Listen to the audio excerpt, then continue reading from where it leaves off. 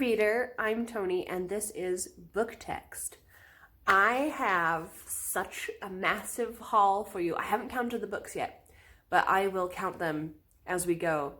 And I'm so excited to share with you what I found. But first, our word of the day today is the word scurryfunge. It is a verb, and it has had many uses throughout history, so it's a little bit hard to pin down what the exact definition is, but it seems to be accepted now to mean when you clean up your house really fast because you know someone's coming over soon.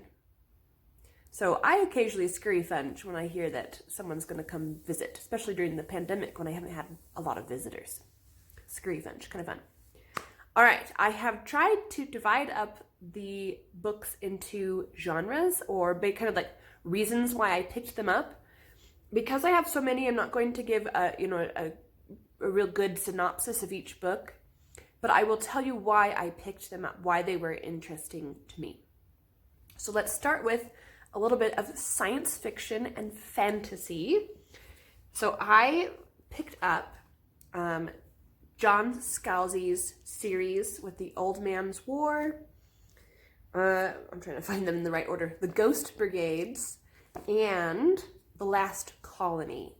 And I picked these up because I have read, I believe it was John Scalzi who wrote Red Shirts, and I really enjoyed that. Of course, as a Star Trek fan, it's kind of a Star Trek parody. It was really funny, but really good science fiction as well.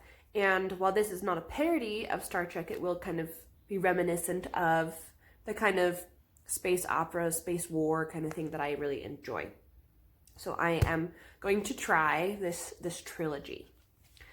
I also found Among Others by Jo Walton. And I picked this up because I've been seeing Jo Walton's name come up a couple times in kind of fantasy, contemporary fantasy, light fantasy situations. This appears to be kind of about maybe witches, and that's why I picked it up, because it was interesting and I'd been hearing a lot about Jo Walton.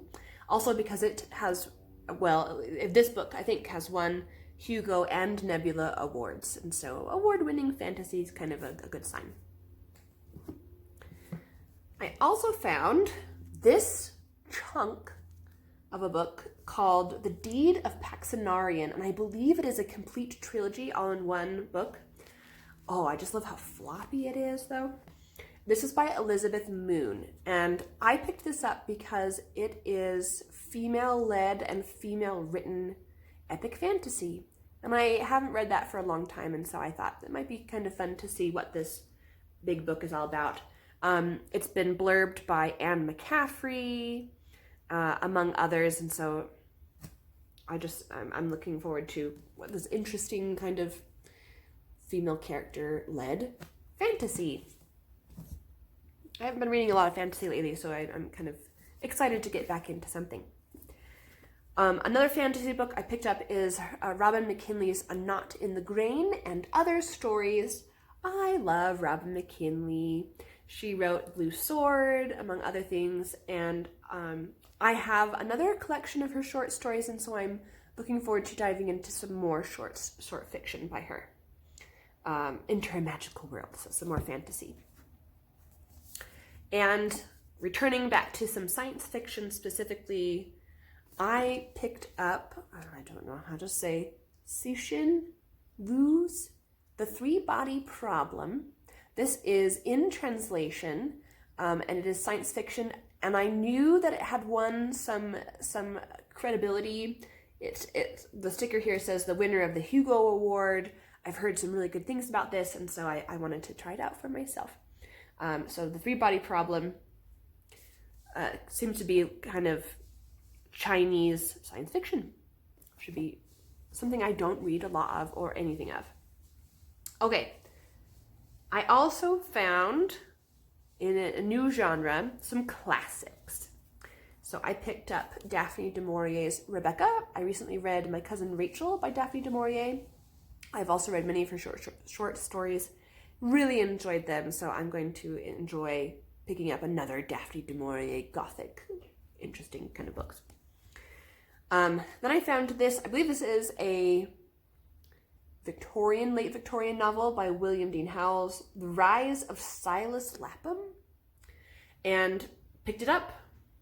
Well, it's from the Gilded Age, so it's maybe a little bit more American, maybe Edwardian era, but a classic, trying to collect as many classics as I can, and I appreciated the lovely painting on the cover.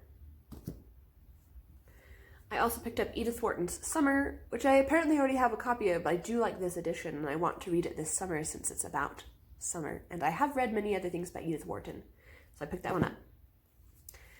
I've also been hearing tons about Fanny Burney's Evelina. This is a book in the Regency era, and Fanny Burney was basically one of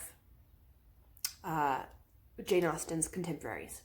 And so I would love to kind of see what Jane Austen would have read. Another early classic, well, not too early, but early to me, is Sir Walter Scott's Waverley. I've been trying to collect Sir Walter Scott's writings. So this is one that I have not read yet and did not own. And there's a blurb by Jane Austen on the back, so you know that it's another one kind of adding to my Jane Austen collection. Okay, this book I picked up purely because of the cover. It looks old, right? It is called Mistress Masham's Repose by T.H. White. I really like T.H. White. Wrote, The Once and Future King, I believe is what it's called, but it's kind of like a King Arthur story. This was apparently a Book of the Month Club book.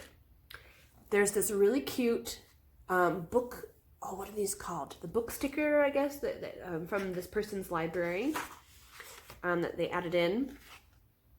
The Sword in the Stone, it doesn't say The Once and Future King in here, so that might not be, but it says The Sword in the Stone, The Witch in the Wood, The Ill-Made Knight are among T.H. White's other books. This has some really classic illustrations, if you couldn't tell from the little guy on the cover. And I believe this edition is from 1946. So that's pretty old here in America when it comes to things I can find at a secondhand store. Most of these are all of them are from secondhand stores, let's be real. But I'm really interested in reading more T.H. White and enjoying an older book. Physical copy of a book. I've been trying to collect Iris Murdoch's works, and this is my first, as in I haven't found very many of hers. It is Iris Murdoch's Under the Net, supposedly a comic novel about work and love, wealth, and fame. I'm trying to collect women's writings and trying to read as many women authors as I can, so this is part of that endeavor. Okay, I picked up some books purely because they were award winners. Or I had heard about them from either the author or the specific books from BookTube.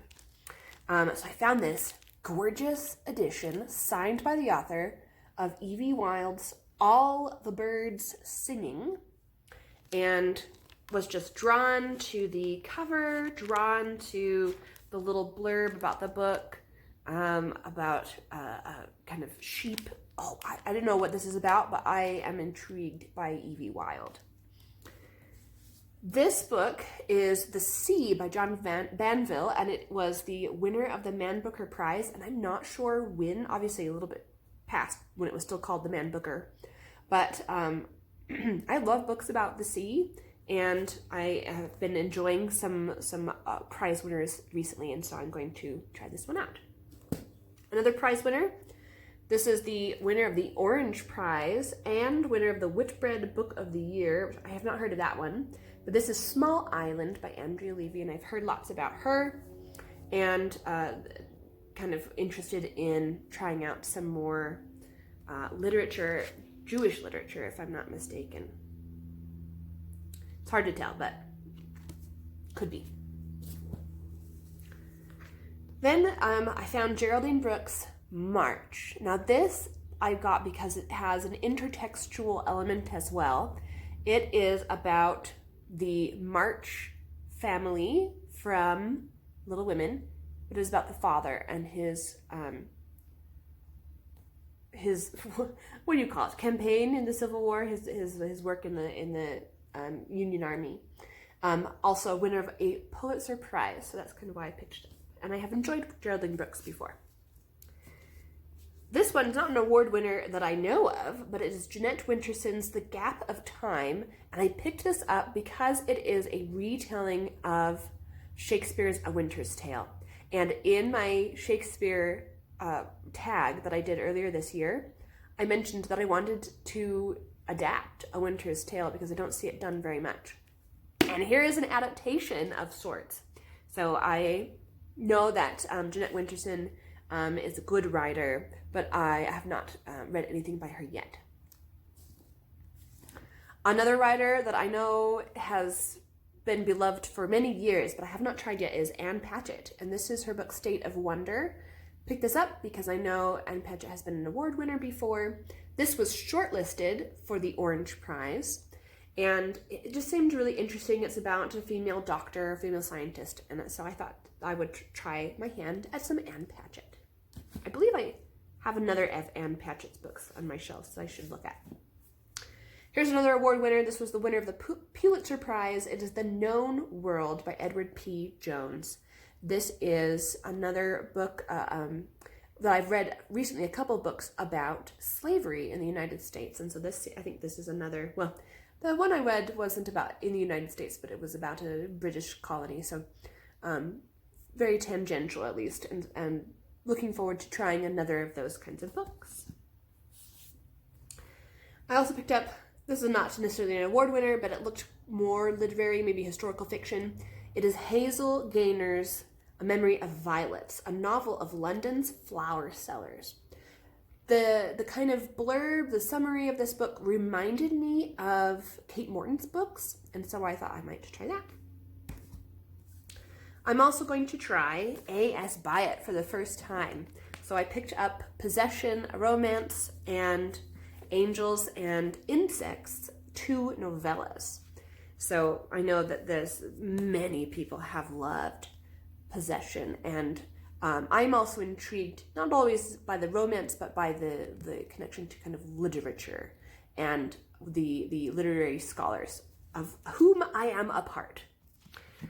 So those are kind of my more literary books in English, though, because I also picked up many books in translation. My local used bookstore got a big donation of translated books. So I've actually read a couple of them. Oh, one of them's not over here. But I picked up The Death of Scheherazade by Intizar Hussain. Picked it up because I do love the kind of myth or the legend of Scheherazade, and wanted to know more, to see more of a translated contemporary novel about her. I also picked up a couple of German books, lots of German books actually. So these are by Inka Pere, and this one is called The Cold Center, and this one is called The Shadowboxing Woman. And I don't remember exactly why I picked these two up, except that I was interested in German fiction. So we've got that. This one is The Teacher by Mikhail Ben Naftali, and I believe this is translated from the Hebrew. So I have never read anything that's translated from Hebrew, but barring the Bible. So I am interested in some contemporary writings. I also picked up a couple books by Christa Wolf, who is a pretty famous German authoress. So this one is City of Angels, or The Overcoat of Dr. Freud. And I also recently picked up and read August, which was a short novella, short book. And I loved it. So I don't have it sitting here on this pile because I just read it and put it in my having read pile. The last translated, maybe more literary book that I picked up is called Death by Water by Kenzaburo Oe. And I have heard many good things about this author and good things about this particular book. And winner of the Nobel Prize, Kenzaburo is. So I am going to try my first I have read some Japanese translated fiction before, but I have not read him. Her? I just assumed. Isn't that horrible? Him. Yeah, okay. I think I knew that, and that's why I assumed it. However, I did find some other translated fiction that's not particularly sold as literary fiction, but could be very high quality. I picked up The Hangman's Daughter books by Oliver Punch, and these are translated from the German. They are historical fiction, mystery possibly. The Hangman's Daughter, The Dark Monk, The Beggar King, and The Poisoned Pilgrim. And it was kind of interesting because I was wandering around the store. I picked up The Dark Monk at first, I think, and then realized it was a second book. And so I tried to find the first book, and it was on the shelf above it. And then I was like, oh, there's more books in this series. And kept finding them in different places in the store until I had 4 together. That was pleasing, so satisfying. Okay, let's talk about some non-fiction that I picked up. I found Ursula K. Le Guin's No Time to Spare, which I believe is... I picked it up because I love Ursula K. Le Guin, and I've heard about this. I think it's kind of essays, but possibly a little bit memoirish. I just made that an adjective. So it should be interesting to kind of just enjoy a little bit of nonfiction by an amazing, amazing science fiction and fantasy writer. Another, interestingly enough, nonfiction by a science fiction fantasy writer is, I picked up the second book in Madeleine L'Engle's memoirs. These are the Crosswicks journals, and this one is called The Summer of the Great Grandmother, and I recently also hauled the first one called A Circle of Quiet. So these are kind of autobiographical. Interested in reading those. This one, I don't know what I was thinking, except that I love nature writing. This is a lost manuscript rediscovered by Henry David Thoreau called Wild Fruits. I don't know why, again, because there's kind of quaint illustrations, but also descriptions of plants and fruits that I might find here in the United States. Wild grapes, Prenosphere berries. I don't know what that is, but I want to learn. I want to know more about just kind of a poet's thoughts on poetic thoughts, I guess I should say. Poetic thoughts on nature. I've enjoyed reading some of his other works as well. Okay, those are the only nonfictions. I guess I have a kind of a picture book that's a little bit nonfiction. This is also by Madeleine L'Engle, but this is a picture book of called The Glorious Impossible, illustrated with frescoes from the Scrovegni Chapel by Giotto, and it is story of the birth of Christ, and just has these beautiful, beautiful, of course, illustrated frescoes. But I thought it would be kind of a little bit more of like a upper classy, more classy kind of Christmas book. So I'm excited to bring that out Christmas time. Some other historical fiction that I've picked up. I've mentioned a couple already. This one, I think, is another translated work. This is Alessandro Barbero's The Athenian Women. So you can kind of maybe feel why I picked that up. It is a novelization of Athens and the women that lived in it. And I'm trying to remember what the original language was. This, wow, it doesn't say, but I'm going to assume Italian from the naming and the location, kind of Roman Greek area. So yes, I'm interested in reading some historical fiction about the women in Athens.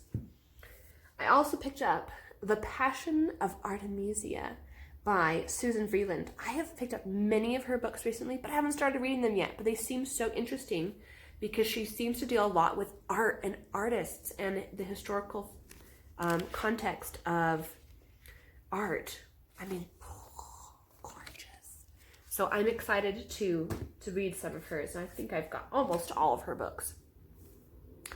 I also picked up 2 books by Umberto Eco. These are The Name of the Rose and Baudolino. Historical fiction, very famous writer, very famous books. Looking forward to just reading some deep historical fiction. I enjoy a lot of fun, lighthearted historical fiction, but I want some deep stuff too. And on that note, I've also picked up Wolf Hall and Bring Up the Bodies by Hilary Mantel. I've just been really lucky to find some of these books at used bookstores recently. Also, Edward Rutherford's The Forest. I've seen these books all over the place at the used bookstores, and I haven't dared to pick any of them up. But this one is just such a gorgeous book that I thought I can start here. He writes really epic historical fiction, from what I can tell, especially by the honking size of this book, at least 600 pages, about the forest in England. Famously, he's written books called London, things like that, where it's just about a place and all the people that inhabit it over several generations. So I'm interested in starting with some of his books. Over here, I found, well, I didn't find them over there, but that's where I put them. A couple of books actually were mentioned in other books I've been reading recently. So I finished a collection of essays about books and reading, and the author mentioned the Sarah Addison Allen books. And I had never heard of these, but I found them immediately as soon as I started noticing the name. This one is called Garden Spells. It's another kind of, maybe light fantasy, I can't tell. Maybe historical, maybe contemporary. The timing is not quite clear to me. But it's about nature, kind of maybe magical realism in nature. So it seems kind of right up my alley. And a similar book by Sarah Addison Allen, Lost Lake. Again, don't know exactly what this is about, but I picked them up because they were recommended to me by another author. I also picked up a couple books just because they were about bookshops, and I've heard about them a couple times on BookTube. But these are Jenny Colgan's books. So this is The Bookshop on the Corner, which is about a bookshop in Scotland, I believe. And this one is The Cafe by the Sea. So these are more maybe contemporary women's fiction than anything else genre-wise, but I thought that they would be good, lighthearted, fun reads for me amid all of the deep things that I'm trying to tackle. This book I only picked up because of the premise. This is Lissa Evans' Old Baggage, and it is about an aging suffragette. So I thought that was kind of fun. She's now in middle age. She was young when she was in the suffrage movement. And I think she's trying to figure out, what do you do? Well, the question on the front is, what do you do next after you've changed the world? So I'm hoping this is kind of a lighthearted romp for this older woman. Okay, whatever. Oh, back here. Okay. I raided the mystery sections at all these stores I went to, and I found, at least first 4, I don't know if there's more, books of the Matthew Shardlake mysteries. Ooh, excuse me. They're by C.J. Sansom. This is Dissolution. I believe that these are kind of murder mysteries set in Tudor England. So that was a different time period, and I've heard them mentioned a couple times on BookTube. This one's called Dark Fire. This one is Sovereign, and this one is Revelation. And I think I got those in the right order. It was very confusing to figure out the order at first, if there even is an order, if the order matters. Then I picked up Ian Pear's The Raphael Affair. This seems to be another kind of mystery, but also a little bit of art history. So I picked up a few more of his before. Should be interesting to me. I grabbed, this one is Italian. It is Andrea Camilleri's Voice of the Violin, an Inspector Montalbano mystery. Just want to try another kind of mystery, especially in translation. I also grabbed Josephine Tay's The Daughter of Time, and I grabbed it because of the intriguing cover.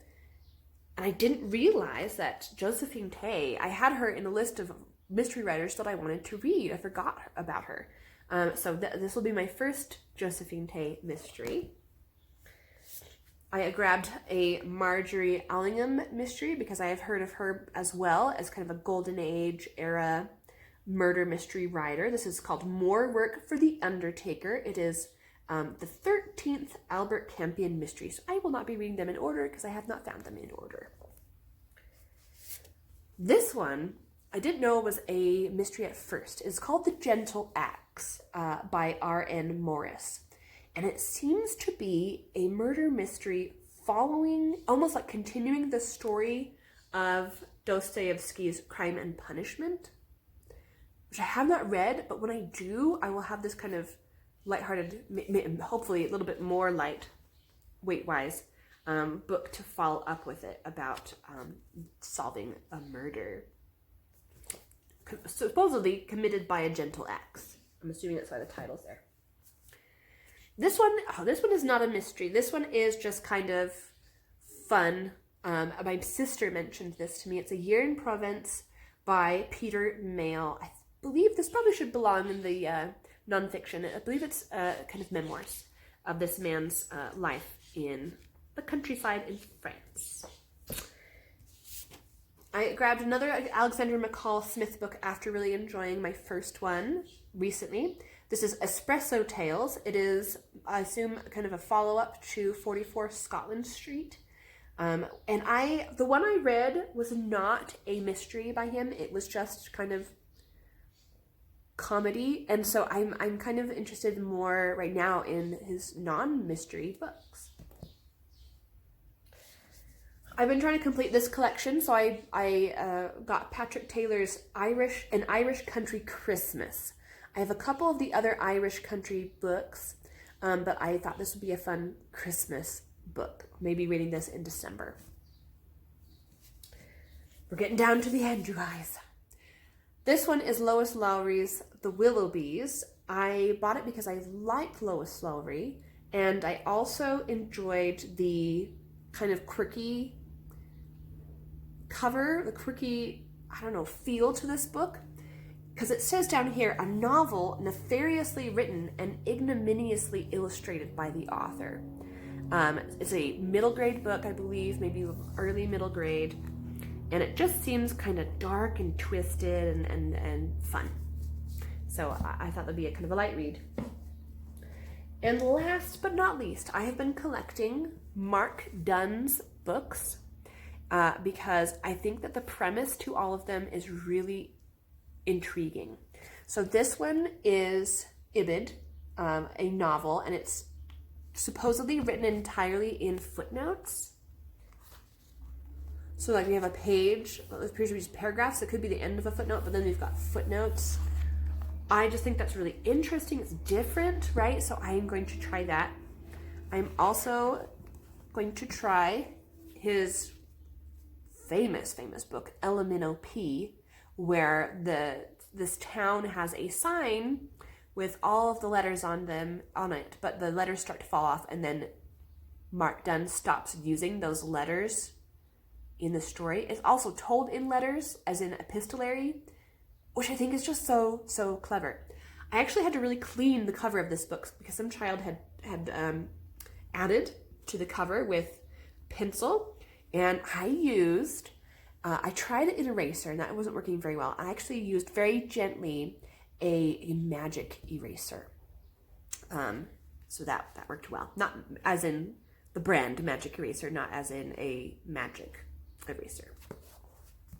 And the last one is Mark Dunn's Under the Harrow. I don't know very much about this. I picked it because it was interesting that there was no book jacket. I thought it was an interesting choice because everything's printed on the actual hardcover, which we don't see very much here in the States. But it seems to be this maybe an area, like a town, that is an idyllic society based on a Victorian past. Intriguing. That's my book haul. I forgot to count. I will count for you right now. Drum roll, please. 66 books. I have a book buying problem. I'm not allowed to ghost. Oh. I just love it when he does that. Kitty, I am not allowed to buy books until I'm 40. Remember, there's always another book